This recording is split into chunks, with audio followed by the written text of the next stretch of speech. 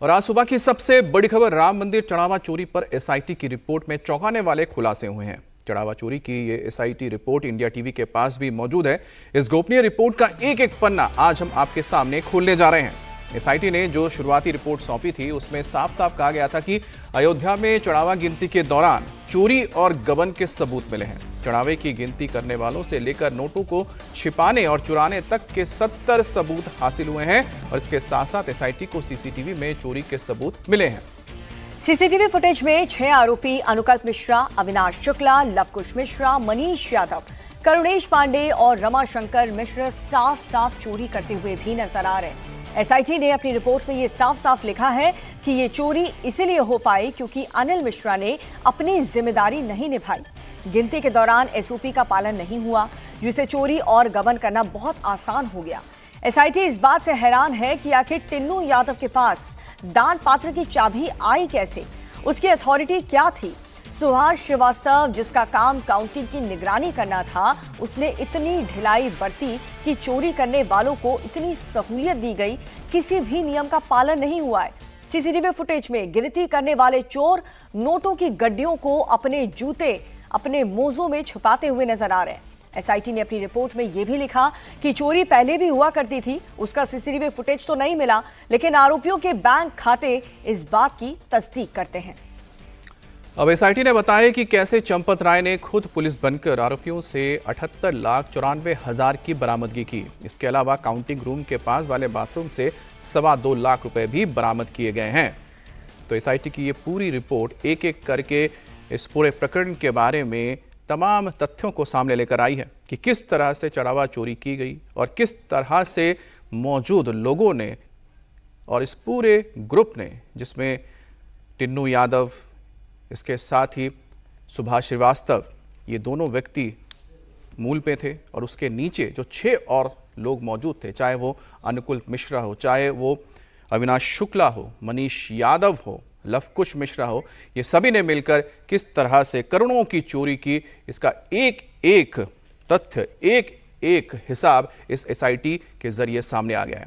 आइए आपको इस रिपोर्ट का एक एक पन्ना दिखाते हैं और हर वो अहम खुलासा दिखाते हैं जो एसआईटी ने किया है।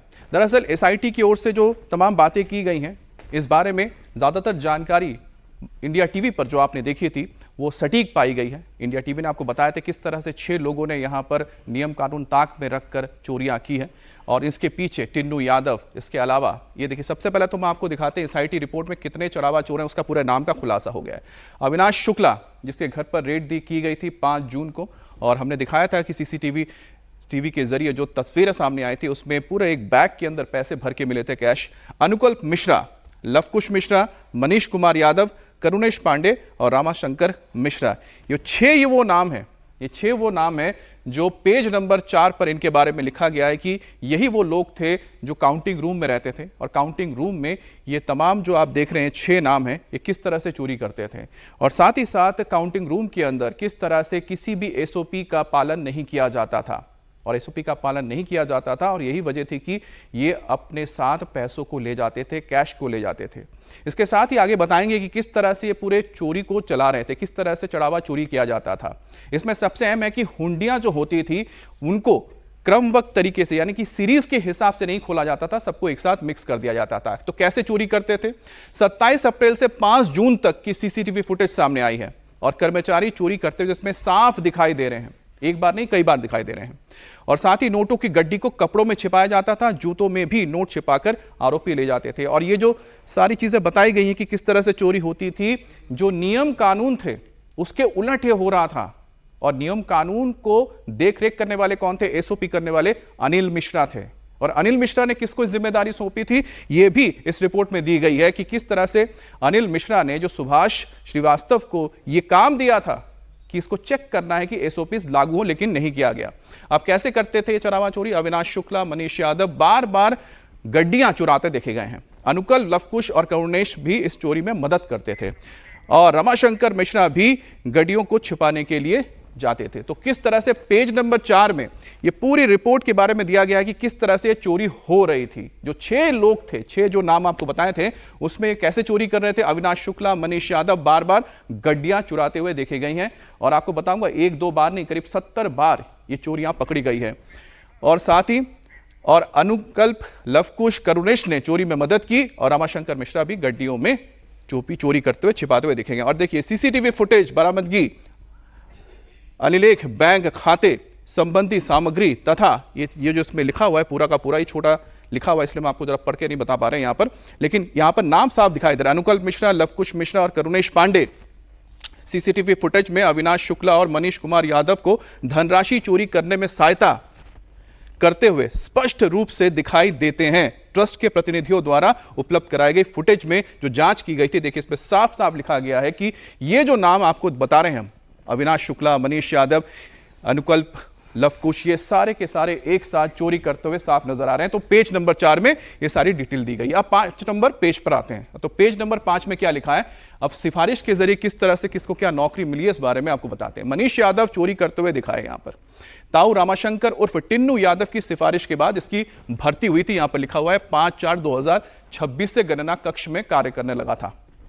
15 अप्रैल 2026 को भर्ती हुई थी। 11 मई 2026 से चोरी की शुरुआत इन्होंने कर दी थी। देखिए एसआईटी के पास एक एक जानकारी है, किसने कब नौकरी की शुरुआत की, किस तरह से और कब उन्होंने चोरी करने की शुरुआत की है, इसमें लिखा हुआ है। 2 इसमें तारीख है। 15 अप्रैल को भर्ती होती है, 15 अप्रैल को मनीष की भर्ती होती है। 11 मई 2026 से ये काम करना शुरू कर देता है। मतलब कि घुसते ही महज 15-20 दिन के बाद ही आप देखिए अप्रैल और मई, 15 तारीख को ज्वाइनिंग हो जाती है, 11 मई से चोरी करना शुरू कर देते हैं। अब आगे आपको और बताते हैं। तो पेज नंबर 5 के बारे में बता दिया, अब पेज नंबर 6 की बारी है। इसमें क्या लिखा है, अब यहां पर डॉक्टर अनिल मिश्रा के बारे में लिखा गया है कि उनकी क्या भूमिका रही है, क्योंकि इनके ऊपर गंभीर आरोप लगे हैं। तलाशी ना लिए जाने की जानकारी अनिल मिश्रा को दी गई थी कि तलाशी नहीं दी जा रही है, एसओपी का पालन नहीं हो रहा है। तलाशी के लिए लिखित आदेश नहीं दिया। जाहिर सी बात है कि तलाशी के सिस्टम में ढिलाई बरतने के जिम्मेदार अनिल मिश्रा हैं, जिन्होंने त्याग पत्र दिया है। ये ट्रस्टी थे।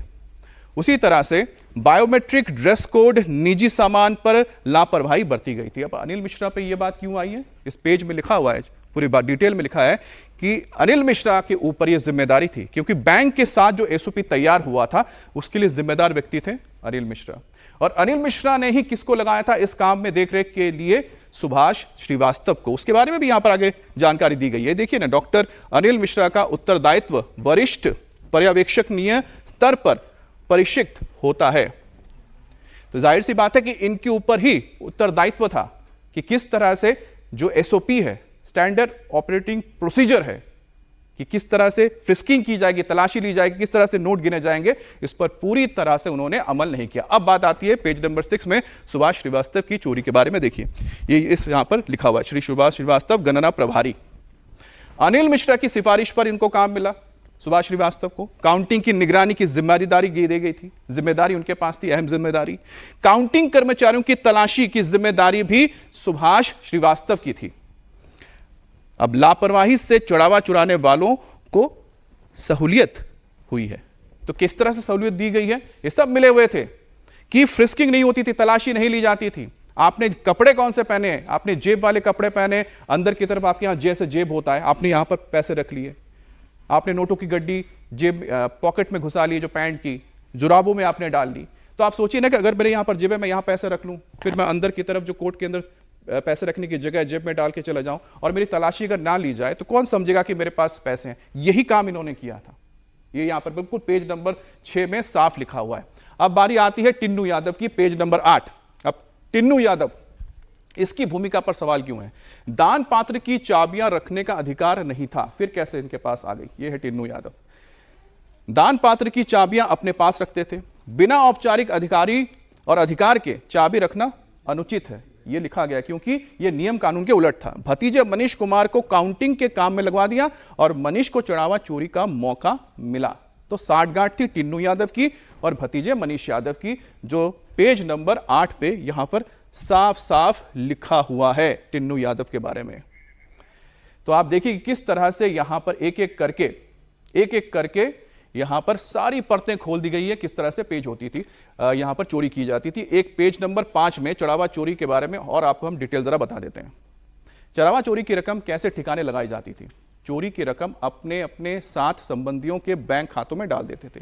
20,000 की सैलरी कट करके 15,000 मिलती थी। चोरी की रकम अगर आप देखेंगे, जिसके जरिए उन्होंने मकान बना लिया और ज़मीन खरीद की है, और साथ ही खातों में बड़ी बड़ी मात्रा में नकदी जमा करने, एफडी करने के भी यहाँ पर सबूत मिले कि इतना पैसा इनके पास कहाँ से आया। ये सबसे बड़ी बात है कि 20,000 15,000 सैलरी पाने वाले अगर अपने बैंक अकाउंट में लगातार बड़ा बड़ा अमाउंट कैश डाल रहे हैं तो कहां से आ रहा है, इसके बारे में कुछ बता नहीं पा रहे हैं। जो तमाम ये हमने आपको नाम बताए थे, तो पेज नंबर 5 में ये बताया गया कि किस तरह से जो चढ़ावा चोरी होता था उसको ठिकाने लगाया जाता था, जमीन खरीदी जाती थी, मकान खरीदे जाते थे, और ये जो सारी रिपोर्ट निकलकर सामने आई है इसमें सब कुछ क्लियर हो गया है। और जहां लिखा है हम आपको बता दें कहां पर लिखा है, पेज नंबर 5 में लिखा है कि उपलब्ध जानकारी के अनुसार, अब देखिए बहुत तेजी से ऊपर नीचे जा रहा है इसलिए पढ़ने में मुझे दिक्कत हो रही है, लेकिन मैं आपको बताऊंगा कि 4/6/2026 को गणना कक्ष से 2,25,000 की बरामदगी हुई है। और उससे ऊपर देखिए लिखा हुआ है कि किस तरह से धनराशि बरामद की गई थी। ट्रस्ट के पदाधिकारी जिसमें खुद चंपत राय मौजूद थे और 78,94,000 रुपए बरामद किए गए थे। और ठीक 4 तारीख को, देखिए 4 तारीख को 2,25,000 रुपए कहां से मिले, टॉयलेट से मिले, बाथरूम से मिले। और ठीक 5 तारीख को इसके बाद रेड की गई। रेड किसने की थी, चंपत राय ने की थी, जिसके हमने आपको तस्वीर दिखाई थी। और साथ ही आपको बताया था किस तरह से अविनाश शुक्ला के घर जाकर पूरा पैसा रिकवर करते हुए आ गई। तो 4 तारीख को जैसे ही खुली ये खबर तो 5 तारीख को रेड मार दी गई थी, जिसके बारे में आपने इंडिया टीवी पर आगे भी देखा है। अब SIT में देखिए वही बात की गई है। अब आते हैं 70 चढ़ावा चोरी के सबूत कैसे मिले। पेज नंबर 4 में अब बताया जा रहा है कि किस तरह से सबूत मिले हैं। यहां पर लिखा है, उल्लेखनीय है कि CCTV फुटेज 27/4/2026 से 5/6/2026 की अवधि की उपलब्ध हो।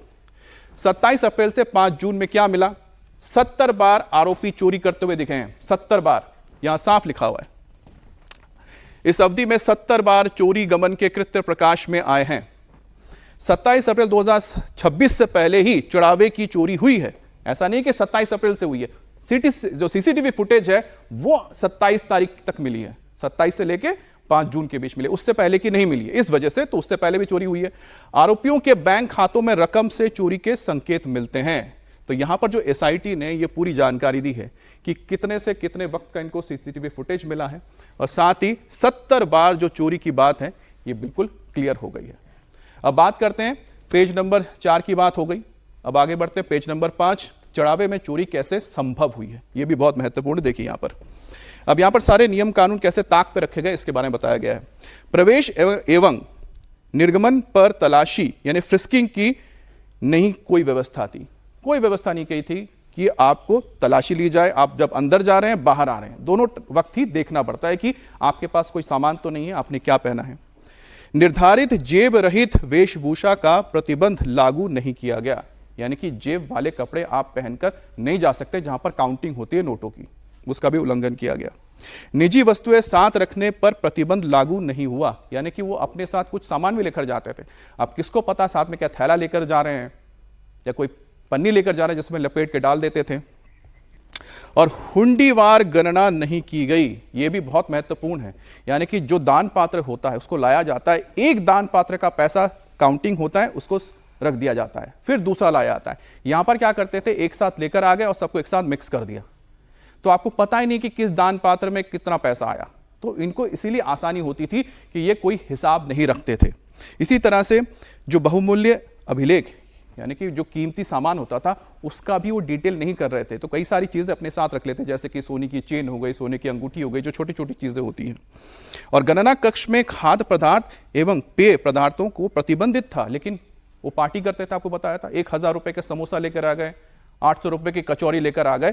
तो ये तमाम जो आप देख रहे हैं SIT की रिपोर्ट में जो बातें कही गई हैं, लगातार इंडिया टीवी पर ये सारी चीजें आपको बताई गई हैं। और देखिए यही बातें SIT की रिपोर्ट में निकलकर सामने आई है कि किस तरह से नियम कानून को ताक पे रखकर चंपत राय की निगरानी में, अनिल मिश्रा की निगरानी में यह महालूट चल रही थी। तो SIT की रिपोर्ट का हर किसी को इंतजार था, इसकी डिटेल हमने आपको बताई। अब राम मंदिर में चढ़ावा चोरी के मामले पर सियासत जारी है। इस बीच राम मंदिर ट्रस्ट के कोषाध्यक्ष गोविंद देव गिरी ने भक्तों की दी हुई सोने की मानस, चांदी के काकभूषुंडी और हार तक दिखा दिए हैं, जिसे लेकर के कई दिनों से सियासत चल रही थी। दावा यह किया जा रहा था कि ये सब भी चोरी हो गए हैं, लेकिन अब अब धीरे धीरे सब कुछ सामने आ रहा है, अब सब कुछ सुरक्षित है। गोविंद देव गिरी ने बताया कि दान में मिली 2800 से ज्यादा चीजें सुरक्षित हैं और अगर किसी को कोई भी शंका है तो वो आकर उसे देख सकता है। इसके साथ ही उन्होंने ये भी कहा कि कुछ लोग राम मंदिर की छवि खराब करने की कोशिश कर रहे हैं।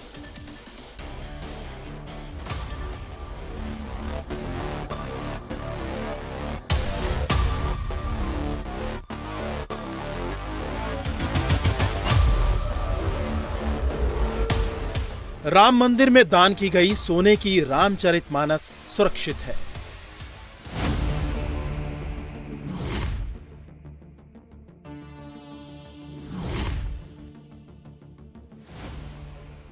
स्वर्णांकित रामचरितमानस की पोथी यहाँ पर प्रदान की गई है। वो अत्यंत आदर के साथ सुरक्षित रखी हुई आप यहाँ पर देख सकते हैं। राम मंदिर में दान किए गए काक भुशुंडी भी बिल्कुल सुरक्षित है।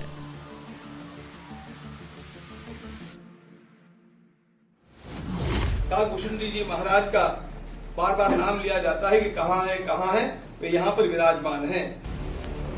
राम मंदिर में दान किए गए हार से लेकर भगवान राम के चरण पादुका चिन्ह तक सब सुरक्षित रखे हैं। यानी जिन जिन चीजों पर सवाल उठ रहे थे, उनके गायब हो जाने की आशंका जताई जा रही थी, वो सब कुछ संभाल कर रखा गया है। धीरे धीरे सब सामने आ रहा है और इसका प्रमाण ये एक एक तस्वीरें दे रही हैं। राम मंदिर में चढ़ावा चोरी की खबरों के बीच राम भक्त परेशान हो गए थे। भक्तों के मन में आशंकाएं थी। लगातार सवाल पूछे जा रहे थे कि उनका दान किया हुआ सामान आखिर कहां है, क्योंकि कई राम भक्तों ने सोने चांदी के गहने और बहुमूल्य वस्तुएं रामलला को अर्पित की थी। लेकिन इसका जवाब राम मंदिर ट्रस्ट के कोषाध्यक्ष गोविंद देव गिरी ने मीडिया के सामने आकर दिया। उन्होंने वो चीजें दिखाई जिस पर सबसे ज्यादा सवाल उठ रहे थे और साफ किया कि सबका हिसाब किताब ट्रस्ट के पास मौजूद है। जो स्वर्णांकित रामचरितमानस की पोथी यहाँ पर प्रदान की गई है, वो अत्यंत आदर के साथ सुरक्षित रखी हुई आप यहाँ पर देख सकते हैं। जिन काक भुशुंडी जी महाराज का बार बार नाम लिया जाता है कि कहाँ है, वे यहाँ पर विराजमान हैं। जो बड़ा कंठा हार भगवान के लिए आया, वह भी यहाँ पर आप देखेंगे। जिन पादुकाओं की बातें चली है, जिन पर भगवान के चरण चिन्ह अंकित है, ये पादुकाएं भी यहाँ पर हैं।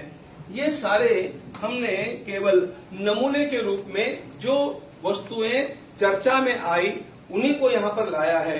ऐसी सारी 2800 वस्तुओं का पूरा संग्रह हम लोगों के पास सुरक्षित है।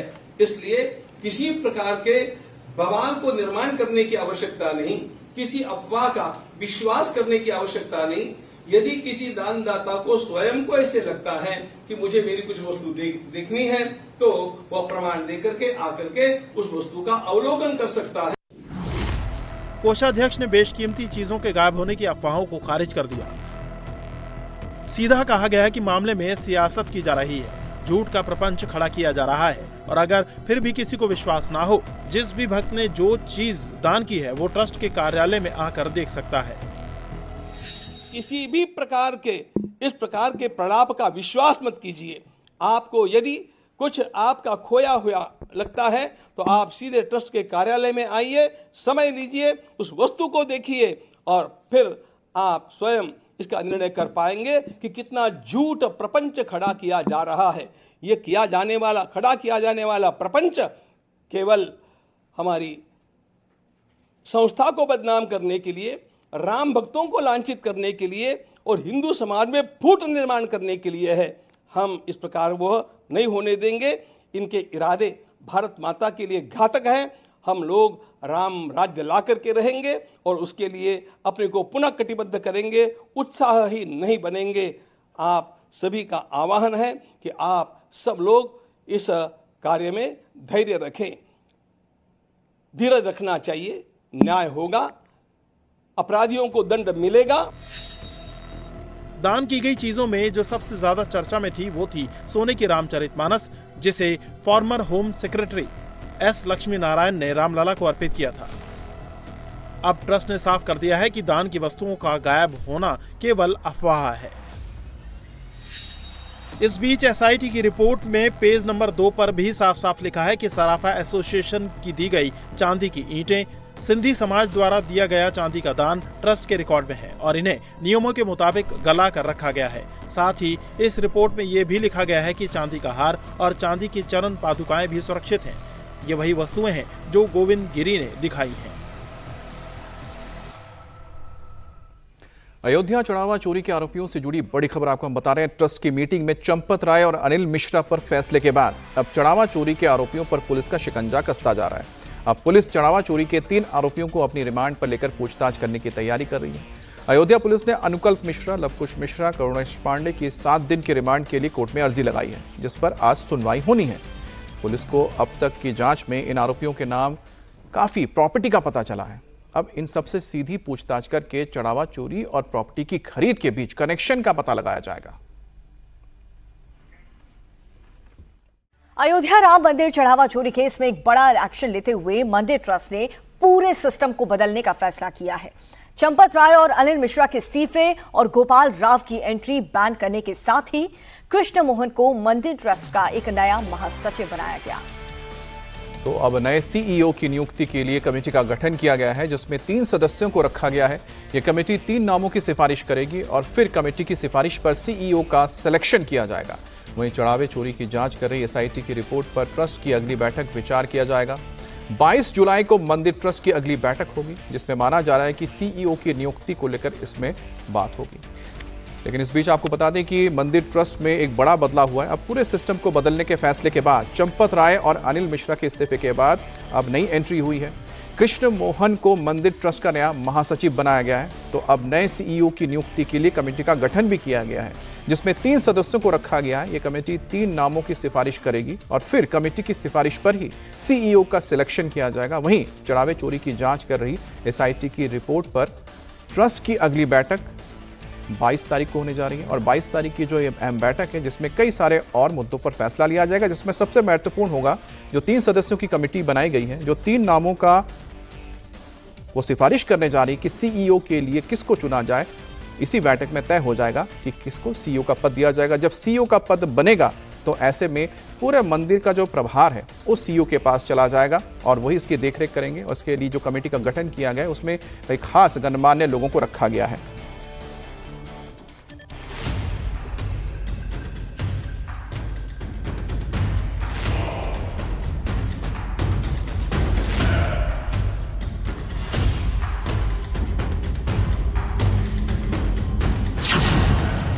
अयोध्या में राम मंदिर का पूरा सिस्टम बदलेगा।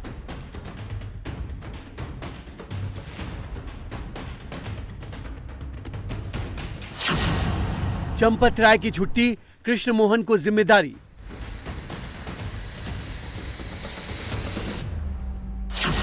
राम मंदिर को मिलेगा सीईओ, चढ़ावे में नहीं लगेगी सेंध। 6 साल तक राम मंदिर के निर्माण से लेकर व्यवस्था का काम संभालने के बाद चंपत राय का इस्तीफा हो चुका है। अनिल मिश्रा की भी छुट्टी हो चुकी है। गोपाल राव की एंट्री बैन कर दी गई है। अब पूरे मंदिर में नए लोग हैं, नया सिस्टम है।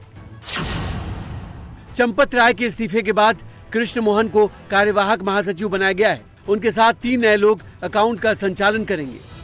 ट्रस्ट में अब सीईओ की नियुक्ति होगी। इसके लिए भी एक कमेटी बनाई गई है जो सीईओ का नाम फाइनल करेगी। अगली व्यवस्थाओं के लिए हम लोग कटिबद्ध हैं और इन व्यवस्थाओं का दायित्व महामंत्री, अंतरिम महामंत्री के रूप में मेरे साथ विराजमान श्रीमान कृष्ण मोहन जी को सौंपा गया है। वे अपने साथ कुछ साथियों को स्वयं चुन करके और उनके साथ मिलकर के इस काम का निष्पादन करेंगे और उनका ज्ञान और उनकी पार्श्वभूमि और उनका स्वच्छ दृष्टिकोण, इसको देखते हुए हमारा विश्वास है कि वे इन सारे कामों को अत्यंत कुशलता के साथ संपादित करके रहेंगे। जनवरी 2024 में राम मंदिर के प्राण प्रतिष्ठा समारोह में पत्नी के साथ यजमान बन चुके कृष्ण मोहन यूपी के हरदोई के रहने वाले हैं। पूर्व IAFS रह चुके हैं, उससे पहले परमाणु वैज्ञानिक रह चुके हैं। कृष्ण मोहन दलित समाज से आते हैं और नौकरी से रिटायर होने के बाद 2024 से संघ की गतिविधियों में सक्रिय हैं। सितंबर 2025 में कामेश्वर चौपाल के निधन के बाद उनकी जगह ट्रस्ट के मेंबर बने। चढ़ावा चोरी को लेकर कृष्ण मोहन ने ही FIR दर्ज करवाई थी। अब नई व्यवस्था में ट्रस्ट के बैंक खातों के संचालन के लिए महासचिव कृष्ण मोहन के साथ जगदीश आफले और चंदन राय को रखा गया है। अब हर वो व्यवस्था होगी जिसे अभी तक चंपत राय नहीं होने दे रहे थे। अब राम मंदिर ट्रस्ट का एक CEO होगा। उसकी तलाश के लिए 3 सदस्यों की कमेटी बना दी गई है। इस कमेटी में रिटायर्ड जज Pramod Kohli, lieutenant general retired Vishnukant Chaturvedi और शिरडी संस्थान के सुरेश हावड़े शामिल हैं। कमेटी CEO के नाम की सिफारिश करेगी। सोमवार की मीटिंग में खर्चे और आय का हिसाब किताब भी दिया गया। ट्रस्ट के गठन के बाद से अब तक दान के जरिए 3,264 करोड़ रुपए मिले थे। इनमें से 2,370 करोड़ रुपए मंदिर निर्माण और अन्य कार्यों पर खर्च किए जा चुके हैं। ट्रस्ट की स्थापना से लेकर 31 मार्च 2026 तक श्रद्धालुओं से 582 करोड़ रुपए का चढ़ावा प्राप्त हुआ। इसमें से 391 करोड़ रुपए ट्रस्ट के संचालन और अन्य खर्चों पर खर्च किए गए। बाकी पैसे खातों में सुरक्षित हैं। नगद दान के अलावा श्रद्धालुओं ने भेंट अर्पित की। अब तक ऐसी 2,926 भेंटें प्राप्त हुई हैं। इन सभी का पूरा रिकॉर्ड रजिस्टर में दर्ज है। साथ ही ये भी जानकारी दी गई है कि कोई श्रद्धालु अपनी दी हुई भेंट की जानकारी लेना चाहता है तो वो ट्रस्ट के किसी अधिकारी से अयोध्या आकर जानकारी प्राप्त कर सकता है। वहीं SIT की रिपोर्ट के बाद ट्रस्ट ने महासचिव चंपत राय और ट्रस्टी अनिल मिश्रा के इस्तीफे स्वीकार कर लिए। गोपाल राव का नाम विशेष आमंत्रित सदस्यों की सूची से हटा दिया गया। गोपाल राव जी को अभी हम लोग बुलाते थे निमंत्रित के रूप में, अभी वो निमंत्रित के रूप में नहीं आएंगे, उनको उसके ऊपर रोक लगा दी। चंपत राय और अनिल मिश्रा जी ने ये कहा कि इस्तीफा दिया कि जांच पूरी हो जाने तक हम पद पे नहीं बने रहेंगे। आज उनका इस्तीफा मंजूर हुआ है, तो क्या जांच पूरी होने, फाइल क्लोज होने के बाद उनके ट्रस्ट में वापसी का रास्ता खुलता है? ऐसी कोई बात नहीं।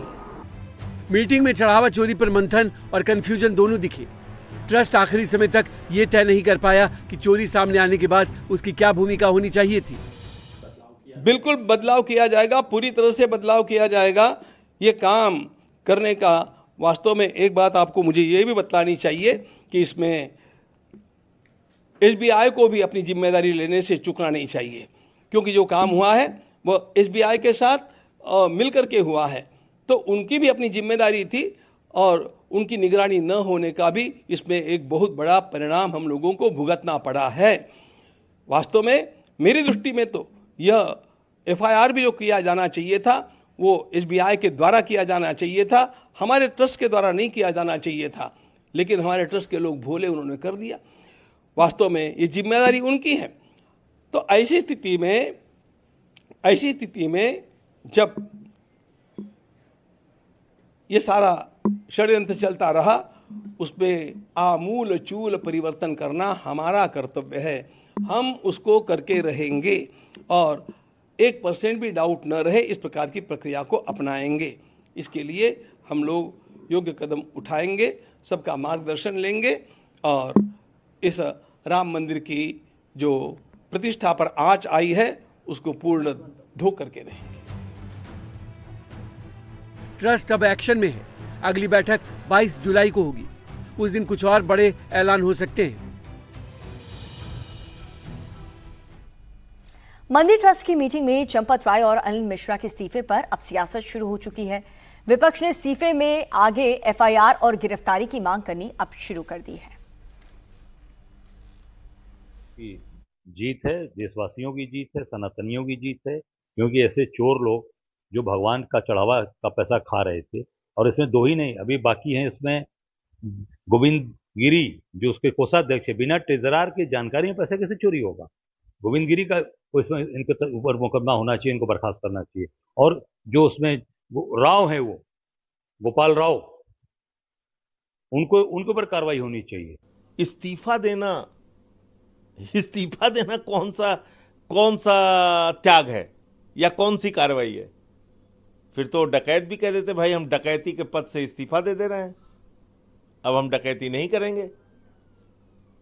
तो मुझे लगता है कि इसको कोई कार्रवाई के रूप में नहीं देखा जा सकता। कार्रवाई तो तब है जब इन लूटखोरों के खिलाफ, प्रभु श्री राम का मंदिर लूटने वालों के खिलाफ जेल भेजने की कार्रवाई हो, इनके खिलाफ फास्ट ट्रैक कोर्ट में मुकदमे चलाए जाएं, इनको सजा दिलाई जाए, तब कोई कार्रवाई है। दिल्ली के मंगोलपुरी इलाके में राज पार्क में हुई चाकूबाजी में एक शख्स की मौत हो गई, दूसरा घायल है। 2 भाइयों पर कुछ लोगों ने चाकू से हमला किया और इस हमले में एक भाई की मौत हो गई, वहीं दूसरा गंभीर रूप से घायल है, जिसे इलाज के लिए अस्पताल में भर्ती किया गया है। मृतक की पहचान 45 साल के महेश के रूप में हुई है। पुलिस के अनुसार इस वारदात को 4 से 5 हमलावरों ने अंजाम दिया, जिसके बाद सभी मौके से फरार हो गए। दिल्ली के राज पार्क इलाके में चाकूबाजी हुई है। 2 भाइयों पर चाकू से हमला किया गया है और बताया जा रहा है घायल शख्स को अस्पताल ले जाया गया। चाकूबाजी में एक की मौत हुई है, दूसरा घायल है। पुलिस के मुताबिक पुरानी रंजिश के चलते ये घटना हुई है। अब पुलिस इस पूरे मामले में आगे छानबीन कर रही है। पूरी बिल्डिंग करके बाहर से लड़के आके हम वही बैठे हुए थे, और मेरा भाई आते इन्होंने हमला कर कुछ भी नहीं हुई थी, बातचीत नहीं हुई। मेरे यहाँ सर में चाकू मारे तो मैं पीछे हो गया, जब यहाँ मार दिया चाकू। भाई की कोई गलती नहीं थी, पुलिस वाले हमारी कोई सुनवाई नहीं करते, कर रहे होते तब तक वो बंद होते। पुलिस वाले कुछ मदद नहीं कर रहे जी। मौत का बदला मौत है साहब, सर मौत का बदला मौत है। मेरा भाई गया है जी, मेरा भाई गया योगी साहब से और मोदी साहब से है जी। मेरा भाई का बदला भाई चाहिए। अभी भी उसका बाप ऊपर से खड़े होके बोल रहा है मर्डर अभी देखेगा है आपने। अभी भी पुलिस वालों ने उसके बाप को नहीं उठाया, अभी भी उसका बाप बोल रहा है। और बांग्लादेश की राजधानी ढाका से बड़ी खबर आ रही है, जहां पर एक पॉलिटिकल रैली में धमाका हुआ है। रैली के दौरान हुए ब्लास्ट में 3 लोग घायल हो गए। बताया जा रहा है कि शेख हसीना सरकार की तख्ता पलट की बरसी पर आयोजित रैली में यह धमाका हुआ। नेशनल सिटीजन पार्टी के शेख हसीना के खिलाफ हुए इस प्रोटेस्ट की दूसरी सालगिरह पर रैली बुलाई गई थी और इसी रैली के दौरान बम विस्फोट की खबर आई, जिसमें कम से कम 3 लोग घायल हो गए। और अब बात करते हैं मानसून की, जहां पर ज्यादातर राज्य में बाढ़, बारिश और लैंडस्लाइड ने लोगों की मुश्किलें बढ़ा दी हैं। महाराष्ट्र से गुजरात और मध्य प्रदेश के कई ऐसे इलाके जहां पर लगातार बारिश हो रही है, जनजीवन अस्त व्यस्त हो गया है। कुछ जगहों पर सड़कें धंस चुकी हैं तो निचले इलाकों में जल भराव की स्थिति बनी हुई है। इन सब के बीच मौसम विभाग ने आज 15 राज्य में भारी बारिश का अलर्ट जारी किया। भारी बारिश के साथ आंधी तूफान का भी अलर्ट है और ऐसे में लोगों को सावधान रहने की अपील की गई। नदियां उफान पर हैं, खेत खलिहानों ने जल समाधि ले ली है, सड़कें पानी में गायब हो चुके हैं, कहीं पहाड़ दरक रहे हैं तो कहीं धूल भरी आंधी ने तबाही मचा रखी है। देश के ज्यादातर राज्यों में इन दिनों मानसून ने तबाही मचा रखी है। महाराष्ट्र से गुजरात और उत्तराखंड तक बारिश काल बनकर बरस रही है। गांव हो या शहर, हर तरफ पानी ही पानी भरा है और लोगों से अलर्ट रहने की अपील की जा रही है। सबसे ज्यादा परेशानी इन दिनों महाराष्ट्र के लोग झेल रहे हैं। कई इलाकों में बारिश से हालात खराब हैं। अंधेरी सबवे पानी से लबालब भर गया, जिसकी वजह से ट्रैफिक पूरी तरह से बंद करना पड़ा। नाला सोपारा में रेल ट्रैक जलमग्न हो गया। पुणे एक्सप्रेसवे पर घुटने भर पानी भर गया। हाईवे फूड मॉल में पानी ही पानी नजर आया। पुणे मुंबई एक्सप्रेसवे पर लैंडस्लाइड के बाद मिसिंग लिंक पूरी तरह बंद हो गया। तो रत्नागिरी में भी पहाड़ टूटने से आए लैंडस्लाइड की वजह से मुंबई गोवा हाईवे बंद हो गया। हालांकि NHAI, पुलिस और SDRF की टीम ने मौके पर पहुंचकर मलबा हटवाया और हाईवे को फिर से खोला गया, लेकिन लैंडस्लाइड की वजह से कई घर और होटल्स को काफी नुकसान पहुंचा। रायगढ़ में भी हाईवे पर पानी भर गया, सैकड़ों गाड़ियां फंस गई। पुणे में तो आपदा राहत टीम ने लोनावाला के मालवती गांव में फंसे 20 से ज्यादा लोगों को बचाया, जिनमें कुछ विदेशी नागरिक भी शामिल थे। अब प्रशासन लोगों से अपील कर रहा है कि बहुत जरूरी होने पर ही घरों से निकलें, क्योंकि परेशानी की बात ये है कि मानसून अभी रुकने वाला नहीं है, बल्कि आज मुंबई और उसके आसपास के इलाकों में भारी बारिश की संभावना है। मौसम विभाग के मुताबिक नासिक में आज बादल फटने की आशंका है और 300 मिलीमीटर तक बारिश हो सकती है, जिसे लेकर प्रशासन हाई अलर्ट पर है। वहीं विपक्ष मुंबई में जलभराव, बारिश से हुई मौतों पर सरकार को घेरने की तैयारी कर रहा है। ऐसे में सदन के अंदर हंगामे के आसार हैं।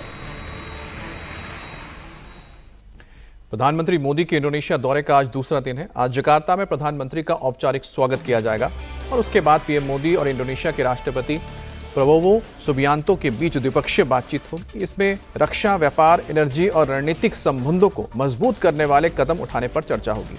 इस दौरान भारत और इंडोनेशिया के बीच ब्रह्मोस सौदे पर भी मुहर लग सकती है। वहीं दोपहर 2:30 बजे इंडोनेशिया की संसद में पीएम मोदी का कार्यक्रम है, जिसमें पीएम मोदी को संबोधित करना है। शाम को 5:30 बजे पीएम मोदी प्रवासी भारतीयों के कार्यक्रम में शामिल होंगे और वहीं सोमवार को इंडोनेशिया पहुंचने पर पीएम मोदी का भव्य स्वागत किया गया। खुद राष्ट्रपति सुबियांतो प्रधानमंत्री मोदी को स्वागत करने के लिए एयरपोर्ट पहुंचे।